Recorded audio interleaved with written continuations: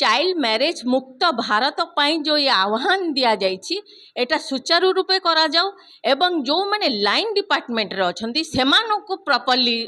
तांको सचेतन करा जाओ कारण पुलिस रो मुख्य भूमिका पुलिस रो भी रहउची जो माने चाइल्ड मैरिज ऑफिसर सीडीपी अछंती तांकर मध्य भूमिका रहउची एवं आंगनवाड़ी वर्कर्स मानकर भूमिका रही एनजीओस मानकर भूमिका रही जो माने लाइन डिपार्टमेंट समस्त को प्रॉपर भाव में सचेतन करा जाओ एवं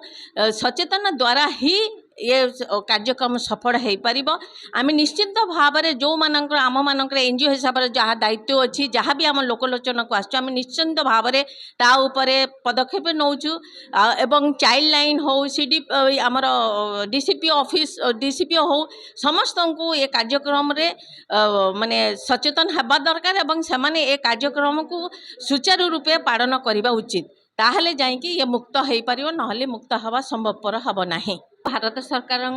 जो एबे है कि पूरा भारत वर्ष चाइल्ड मैरिज मुक्त हवा दरकार से डालसा तरफ ये सचेतन कार्यक्रम आम अनुष्ठान रे है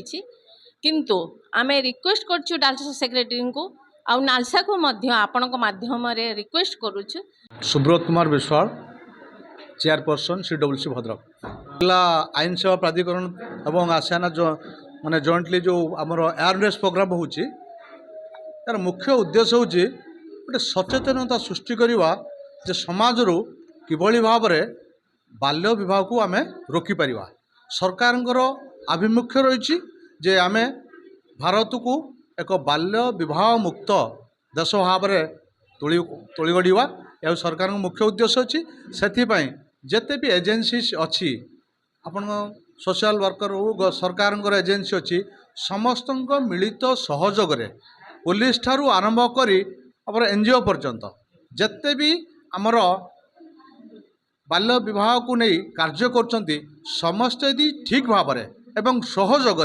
कार्य करेंगे ताले समाज रू बाल्य विवाह दूर हो एवं आम भारत एक बाल्य विवाह मुक्त देश भाव में परिगणित हो।